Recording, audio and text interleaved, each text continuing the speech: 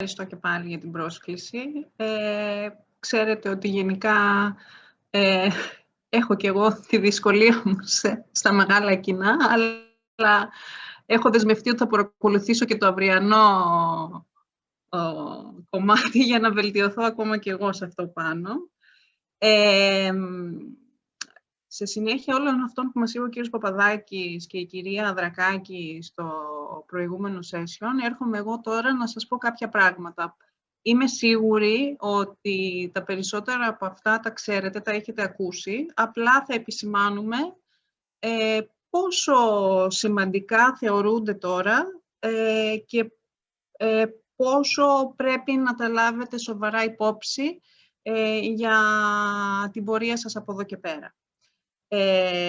Έχω κάνει μία παρουσίαση.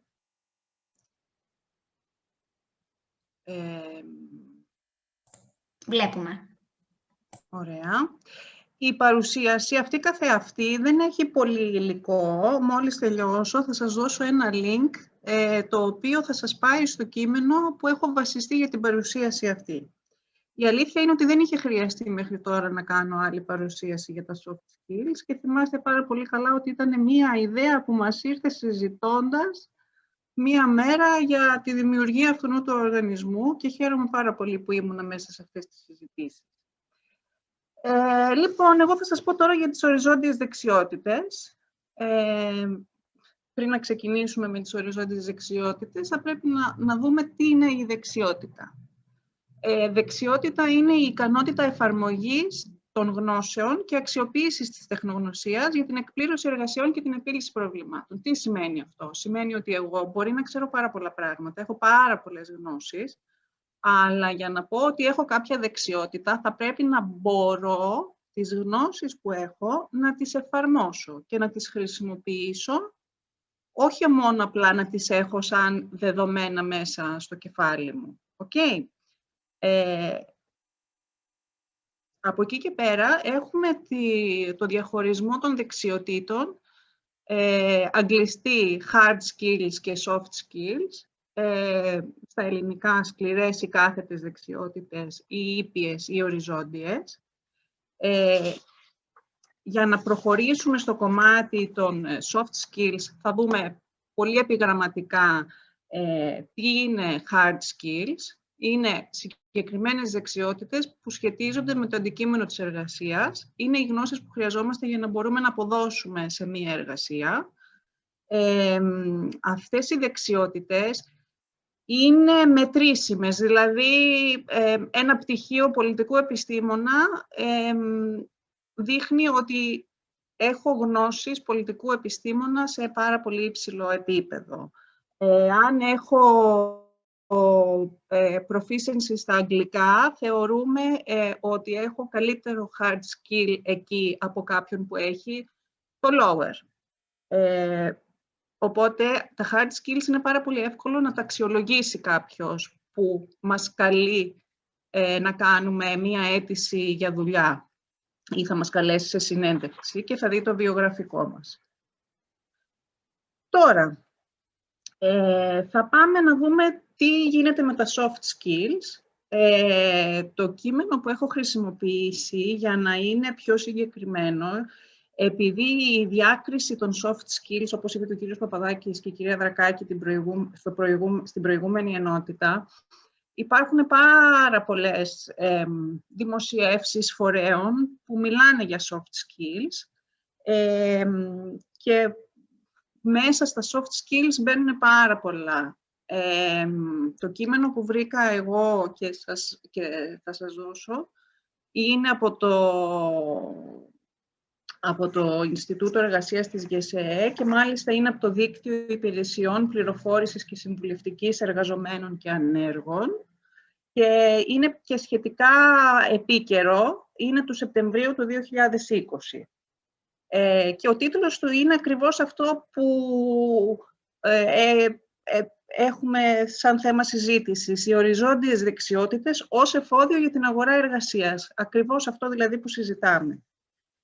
Τώρα, πριν να ξεκινήσουμε να τα βλέπουμε, πρέπει να πούμε ότι τα soft skills, θα χρησιμοποιώ την ορολογία την αγγλική για ευκολία, δεν είναι εύκολο να μετρηθούν. Δηλαδή, θα πάω σε μία συνέντευξη, δεν θα πω έχω πτυχίο advanced στην επικοινωνία. Δεν έχω πτυχίο επίπεδο lower στις ηγετικές ικανότητες. Οπότε δεν είναι εύκολο να μετρηθούν. Η Ευρωπαϊκή Ένωση γενικά επισημαίνει ότι υπάρχει στενή σύνδεση των οριζόντιων δεξιοτήτων με την απασχολησιμότητα και ειδικότερα στην απασχολησιμότητα των νέων. Υπάρχει και σύμφωνα με το ΣΕΝΤΕΦΟΠ η άποψη πολλών εργοδοτών ότι ενώ υπάρχει αύξηση πτυχιούχων και καταρτισμένων νέων, είναι αρκετοί που δεν έχουν τις λεγόμενες μη τεχνικές δεξιότητες. Δηλαδή δεν έχουν αρκετά soft skills για να μπορέσουν να ανταπεξέλθουν στην αγορά εργασίας. Οπότε, οι οριζόντιες δεξιότητες αποτελούν και προτεραιότητα της Ευρωπαϊκής Ένωσης και γενικά προσπαθεί να προωθήσει και μέσω της διαβίου μάθησης σε όλα τα κράτη-μέλη, ούτως ώστε να υπάρχει γενικά αναπτυξιακή πορεία σε όλα τα κράτη. Και ξεκινάμε τώρα σιγά-σιγά να δούμε τι είναι αυτά τα soft skills. Το πρώτο. Καταλαβαίνετε τώρα γιατί το να σας δώσω την παρουσίασή μου δεν έχει κανένα νόημα, έτσι. Είναι σχεδόν κενή. Λοιπόν, το πρώτο soft skill που θα συζητήσουμε είναι η δημιουργικότητα. Τι είναι η δημιουργικότητα? Δημιουργικότητα μπορούμε να πούμε ότι είναι η ικανότητα που έχει ένα άτομο να σκέφτεται έξω από το συνηθισμένο πλαίσιο. Θα μπορούσαμε να πούμε ότι είναι αυτό που λένε αγγλιστοί think out of the box. Το άτομο που έχει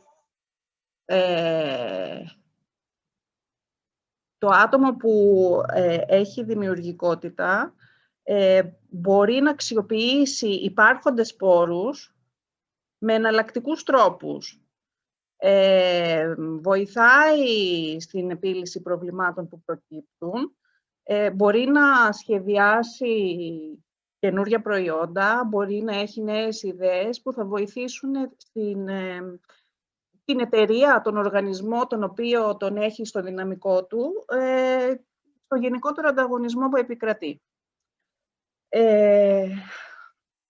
Το επόμενο soft skill που θα δούμε είναι η καινοτομία. Τι είναι η καινοτομία? Είναι η εφαρμοσμένη χρήση της γνώσης με σκοπό την ανάπτυξη και παροχή νέων βελτιωμένων προϊόντων ή υπηρεσιών ή διαδικασιών. Για να μπορεί ένα άτομο να είναι καινοτόμο, θα πρέπει να έχει κριτική σκέψη, θα πρέπει να έχει ευελιξία, αποφασιστικότητα και θα πρέπει να έχει τη θέληση και την ικανότητα να παίρνει και κάποια ρίσκα.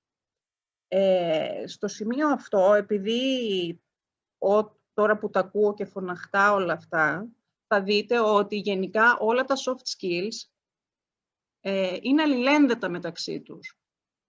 Δηλαδή, τώρα σας λέω ότι για την καινοτομία απαιτείται να έχει το άτομο κριτική σκέψη. Θα το δούμε παρακάτω ότι θα επανέλθουμε σε αυτό. Έτσι, δεν είναι δηλαδή τόσο αυτόνομα και ανεξάρτητα το ένα από το άλλο. Και πάμε παρακάτω. Κοινωνικές και διαπολιτισμικές δεξιότητες. Αυτές οι δεξιότητες τώρα σχετίζονται με την αποτελεσματική συμμετοχή ενός ατόμου στην κοινωνική και επαγγελματική ζωή. Με κάνει να μπορώ να έχω επικοδομητική επικοινωνία σε διάφορα περιβάλλοντα, όχι μόνο δηλαδή στον χώρο εργασίας. Όταν εγώ έχω τέτοιες δεξιότητες κοινωνικές και διαπολιτισμικές, μπορώ τόσο να εκφράσω, όσο και να κατανοήσω διαφορετικές απόψεις. Μπορώ να ανταπεξέλθω στις σχέσεις μου με τους συναδέλφους μου Και εδώ πέρα τώρα θέλω να σταθώ σε αυτό το τελευταίο που είπε ο κύριος Παπαδάκης στην προηγούμενη ενότητα, που πρέπει να ξέρετε τα δικαιώματά σας. Ένας άνθρωπος που έχει κοινωνικές και διαπολιτισμικές δεξιότητες είναι ένας άνθρωπος που γνωρίζει τις κοινωνικές δομές, δηλαδή τη δημοκρατία, τα δικαιώματα και ούτω καθεξής, οπότε μπορεί να τα χρησιμοποιήσει τόσο για το δικό του καλό, όσο για τις επιχείρησεις ή του οργανισμού στον οποίο απασχολείται. Και περνάμε στις ηγετικές ικανότητες, το οποίο θα είναι και το θέμα του παιχνιδιού σας μετά. Λοιπόν, ένα άτομο που θέλει να ισχυρίζεται ότι έχει ηγετικές ικανότητες, θα πρέπει να αντιλαμβάνεται τον εαυτό του ως μέλος μιας ομάδας, ενός μεταβαλλόμενου οργανισμού στην ουσία. Η ηγεσία και η άσκηση της ηγεσίας είναι νομαδικό φαινόμενο. Ο ηγέτης δεν ηγείται στην ουσία, αλλά αλληλεπιδρά, επηρεάζει τα μέλη της ομάδας του με γνώμονα την επίτευξη ενός κοινού στόχου, που είναι το καλό της επιχείρησης, του οργανισμού, αύξηση της κερδοφορίας, οτιδήποτε, για να πάμε μπροστά. Πρέπει να εμπνέει, να παίρνει πρωτοβουλίες, να δίνει πρωτοβουλίες και σε άλλους, να ακούει. Είναι πάρα πολύ σημαντικά αυτά τα χαρακτηριστικά για έναν ηγέτη. Τώρα, η ικανότητα συνεργασίας σε ομάδα. Τώρα, βλέπετε ότι όλα αυτά, όπως ξαναείπαμε, είναι αλληλένδετα. Για να μπορεί κάποιος να συνεργαστεί σε μια ομάδα, πρέπει να έχει επικοινωνιακές δεξιότητες. Τις επικοινωνιακές δεξιότητες τις βλέπετε και από κάτω, στο νούμερο 6. Ωραία. Για να έχω την ικανότητα συνεργασίας σε ομάδα, μάλλον έχοντας την ικανότητα να συνεργαστώ σε ομάδα, μπορώ να αλληλεπιδρώ μαζί τους, με γνώμονα πάντα το καλό, όπως είπαμε και πριν, του οργανισμού, της επιχείρησης. Όταν έχω την ικανότητα να συνεργαστώ σε ομάδα, σέβομαι τις απόψεις των άλλων, ακόμα και αν δεν συμφωνώ απόλυτα με αυτές. Μπορεί δηλαδή να μαζευτούμε όλοι εδώ πέρα που είμαστε, δεν θυμάμαι πώς είμαστε τώρα, είχα δει 180, να πάρουμε μία απόφαση. Εγώ θα εκφέρω κάποια, η Νεφέλη θα εκφέρει κάποια άλλη, ο Μαρίνος μία τρίτη. Η ομάδα θα πάει με αυτό που θα αποφασίσουν οι περισσότεροι και εγώ θα πρέπει αυτό να το σεβαστώ. Τώρα, οι επικοινωνιακές δεξιότητες. Οι επικοινωνιακές δεξιότητες τώρα είναι ένα δομικό στοιχείο της προσωπικότητας του ατόμου που θέλει να λειτουργεί σε ομάδα. Οπότε βλέπετε, σας λέω για την ικανότητα συνεργασίας σε ομάδα και σας λέω ότι θα πρέπει να έχει επικοινωνιακές δεξιότητες. Σας μιλάω για τις επικοινωνιακές δεξιότητες και σας λέω ότι είναι ένα δομικό στοιχείο του ανθρώπου που θέλει να λειτουργεί σε ομάδα. Οπότε βλέπετε ότι όλα αυτά είναι μία λυσιδίτσα. Γιατί πρέπει τώρα να έχουμε επικοινωνιακές δεξιότητες?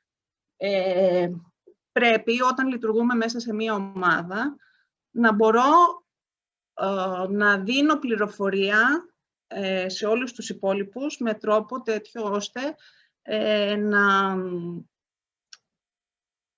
να πηγαίνει σωστά η πληροφορία σε όλους. Θα πρέπει να δίνω κίνητρα στην ομάδα μου. Θα πρέπει να έχω τον έλεγχο και την αποτελεσματική λειτουργία της ομάδας μέσα από τον καθορισμό των καθηκόντων τους και να έχω και κάποιους κανόνες με βάση τους οποίους λειτουργούμε. Και προχωράμε. Επίλυση προβλημάτων. Τώρα, η επίλυση προβλημάτων είναι μία ικανότητα που χρειάζεται πολύ, ειδικά τον τελευταίο καιρό, Βλέπετε, η πανδημία μας βρίσκει παντού. Δηλαδή, ένα άτομο που έχει το soft skills επίλυσης των προβλημάτων μπορεί να λύσει προβλήματα που προκύπτουν από το μεταβαλλόμενο περιβάλλον. Το περιβάλλον που ζούμε τώρα είναι μονίμως μεταβαλλόμενο. Έτσι, δηλαδή, δείτε τα μαγαζιά δεν ξέρουν, θα ανοίξουν, θα κλείσουν, θα πάνε οι άνθρωποι δουλειά, δεν θα πάνε, θα είναι σε αναστολή, πότε σταματάει η αναστολή, όλα τα σχετικά. Οπότε, ο άνθρωπος που έχει την ικανότητα να επιλύει προβλήματα είναι πάρα πολύ χρήσιμος, γιατί μπορεί να δράσει έγκαιρα σε προβλήματα που τυχόν προκύπτουν, έχει ένα σχέδιο δράσης με το οποίο προχωρά, και είναι σε θέση να εντοπίσει το πρόβλημα πολλές φορές και πριν να προκύψει και να το αξιολογήσει και να προχωρήσει ανάλογα. Και ερχόμαστε στο 8ο. Είναι η κριτική σκέψη. Η κριτική με γιώτα. Όχι, η κριτική με ίτα. Λοιπόν, η κριτική σκέψη. Τι είναι η κριτική σκέψη? Είναι η ικανότητα που έχω να σκέφτομαι λογικά και καθαρά. Δεν σκέφτομαι με βάση αυτό που θέλω εγώ να κάνω. Θα εξετάσω όλα τα επιχειρήματα. Αν κάποιος δηλαδή μου φέρει μια καινούργια ιδέα, εγώ θα του πω όχι. Το επόμενο βήμα, εάν ήμουν boss και όχι leader, να κάψω λίγο και το παιχνίδι, θα ήταν, αν κάποιος έρθει και μου φέρει μια καινούργια ιδέα, θα του πω όχι. Θα τελειώναμε εκεί πέρα. Εάν τώρα εγώ είμαι ένας ωραίος ηγέτης με κριτική σκέψη, θα έρθει η Νεφέλη με μια καινούργια ιδέα, θα μου πει αυτό, θα της πω όχι, αλλά για εξηγήσου λίγο περισσότερο, δώσε επιχειρήματα, να το συζητήσουμε, να προχωρήσουμε, να κάνουμε λογικές συνδέσεις μέσω της κριτικής σκέψης που έχουμε όλοι μας, για να καταφέρουμε να φτάσουμε στην καλύτερη δυνατή λύση. Ωραία. Ωραία. Ευελιξία και προσαρμοστικότητα. Βλέπετε ξανά ότι όλα αυτά που μας δίνουν σαν soft skills έχουν όλα σχέση μεταξύ τους. Ένας άνθρωπος που έχει ευελιξία και προσαρμοστικότητα μπορεί να πάρει νέα πληροφορία πολύ εύκολα και να κάνει αναπροσαρμογή του σχεδίου δράσης που είχε και έτσι να προχωρήσει με το καλύτερο δυνατό σενάριο. Ένα παράδειγμα που μου έρχεται εμένα τώρα στο μυαλό, γιατί ο καθένας σκέφτεται αυτά που έχει κάνει, είναι, ας πούμε, πέρυσι το Μάρτιο που μας λένε από διαζώσεις διδασκαλία πρέπει να πάτε στην εξαποστάσεως. Μέσα σε μία εβδομάδα, 2, είχαμε προσαρμοστεί το καταδύναμη στα καινούργια δεδομένα. Οπότε ένας άνθρωπος είναι πάρα πολύ σημαντικό να έχει αυτή τη δεξιότητα. Μετά, ανάληψη πρωτοβουλειών.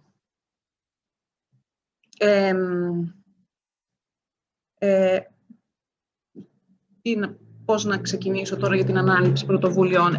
Ένας άνθρωπος που αναλαμβάνει πρωτοβουλία, συνήθως είναι και αυτός που βοηθάει στο να ξεπεραστούν αδιέξοδα. Έχει διορατικότητα, βλέπει μπροστά και παίρνει κάποιες πρωτοβουλίες, τις οποίες τις παίρνει πάλι για το καλό της ομάδας για να προχωρήσει παραπέρα. Η τελευταία δεξιότητα που μας δίνει η ΓΕΣΕΕ σαν οριζόντια δεξιότητα την οποία πρέπει να έχετε είναι η οργανωτικότητα. Εδώ θα μου επιτρέψετε να κάνω και ένα προσωπικό σχόλιο. Ως άνθρωπος που θεωρώ ότι δεν είμαι πάρα πολύ οργανωτικός. Μπορεί να είμαι ευέλικτη, μπορεί να αναλαμβάνω πρωτοβουλίες, δεν είμαι τόσο οργανωτική. Σκέφτομαι ότι αν μπορούσα να είμαι περισσότερο οργανωτική, πόσο πολύ καλύτερη απόδοση θα είχα και στη δουλειά μου και σε οτιδήποτε. Όταν ένας άνθρωπος είναι οργανωτικός, βάζει προτεραιότητες. Τις προτεραιότητες τις βάζει και σε σωστή σειρά. Όχι με βάση αυτό που θεωρεί αυτός, αυτό που είναι το πρακτικό, το αντικειμενικό, ο αντικειμενικός στόχος. Χρησιμοποιεί χρονοδιαγράμματα, μένει στα χρονοδιαγράμματα και με αυτόν τον τρόπο μειώνεται η πιθανότητα να κάνουμε κάποιο λάθος. Είμαστε μέσα στις προθεσμίες. Ανά πάσα στιγμή ο οργανωτικός άνθρωπος μπορεί να μας δώσει ένα πλήρες σχεδιάγραμμα για αυτό που καλείται να ολοκληρώσει. Μας έχει έτοιμη ανατροφοδότηση για όλα τα στάδια που ακολουθεί για να φτάσει το στόχο του. Αυτά γενικά είναι με την οργανωτικότητα που πρέπει να προσέχουμε. Αυτά σε γενικές γραμμές ήταν τα soft skills σαν έννοιες και σαν ιδέες. Τώρα, πώς τα καλλιεργούμε? Εννοείται ότι μέσα από την εκπαίδευση, εδώ πέρα δηλαδή θα πάρουμε πάλι δικό μας παράδειγμα, ξέρω ότι δεν είμαστε όλοι από το πολιτικό, αλλά είμαστε αρκετοί. Ένα παράδειγμα. Από το Πανεπιστήμιο θεωρώ ότι καλλιεργούνται οι οριζόντιες δεξιότητες. Ακόμα και από τη δημιουργία αυτού του οργανισμού καλλιεργούνται οι οριζόντιες δεξιότητες. Για να καταλήξετε να φτιάξετε αυτόν τον οργανισμό, συζητήσατε, είχατε επικοινωνιακή δεξιότητα. Λογικά είχατε έναν ηγέτη, υποθέτω, ο οποίος μέσα από τις διαδικασίες που περιγράψαμε και τη συζήτηση με την ομάδα, καταλήξατε σε αυτό το υπέροχο αποτέλεσμα. Οπότε, δηλαδή, και ο οργανισμός αυτός είναι ένα case study για soft skills. Ωραία. Επιστρέφω στο πανεπιστήμιο. Κάνουμε σεμινάρια. Το σεμινάριο, λόγω της μικρής συμμετοχής των λίγων ατόμων που έχει, δίνει την ευκαιρία στα παιδιά να καλλιεργήσουν soft skills. Ομαδικότητα. Αν παίρνετε ειδικά και ομαδικές εργασίες, μπορείτε να επικοινωνείτε. Θεωρώ ότι είναι ένα πλαίσιο το οποίο βοηθάει πάρα πολύ. Πέρα από το πανεπιστήμιο, γιατί μπορεί να μην είμαστε όλοι στο πανεπιστήμιο, υπάρχει, όπως σας είπα πριν, από την Ευρωπαϊκή Ένωση η προτροπή στα κράτη-μέλη να αναπτύσσονται αυτές οι δεξιότητες, οπότε υπάρχουν φορείς που βγάζουν αναδιαστήματα προγράμματα διαβίου μάθησης, τα οποία πρέπει να παρακολουθείτε. Υπάρχουν και σε δήμους, περιφέρειες, υπάρχουν και προγράμματα που βγάζουν κάποια πανεπιστήμια, που είναι τα σύντομα προγράμματα αυτά, τα οποία, ας πούμε, χθες ή προχθές συνάντησα ένα τίτλο κάπου για leadership, παρένθεση αυτό. Οπότε, είναι στο χέρι σας να βρείτε προγράμματα. Επίσης, εδώ πέρα θα ήθελα να πω το εξής. Δεν σημαίνει ότι πρέπει να πάτε στο συγκεκριμένο πρόγραμμα για να τα μάθετε. Κάποιος μπορεί να τα καλλιεργήσει και μόνος του. Πάρα πολλοί συνδέουν, με χρόνο δεν ξέρω νεφέλη που βρίσκομαι. Μου κάνεις παρατήρηση αν χρειαστεί. Κάποιοι συνδέουν τα soft skills πάρα πολύ με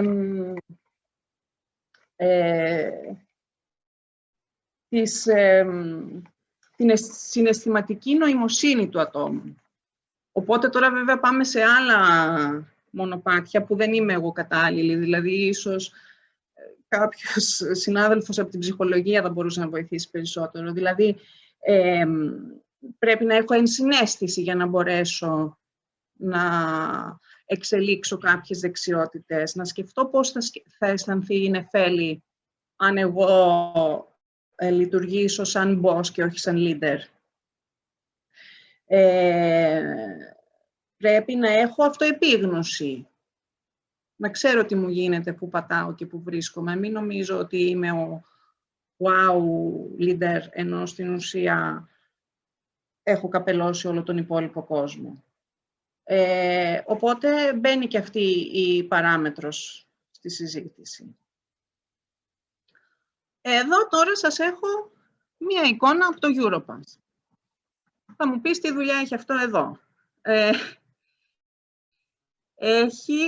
Για όποιον δεν το ξέρει, το Europass είναι επίσημη σελίδα της Ευρωπαϊκής Ένωσης, το οποίο μας δίνει τη δυνατότητα να φτιάξουμε το βιογραφικό μας, να το αποθηκεύσουμε, να το έχουμε online και να μπορούμε να κάνουμε παρεμβάσεις όποτε εμείς θέλουμε, γιατί φτιάχνουμε ένα λογαριασμό στον οποίο κάνουμε login και μπορούμε να το πειράξουμε.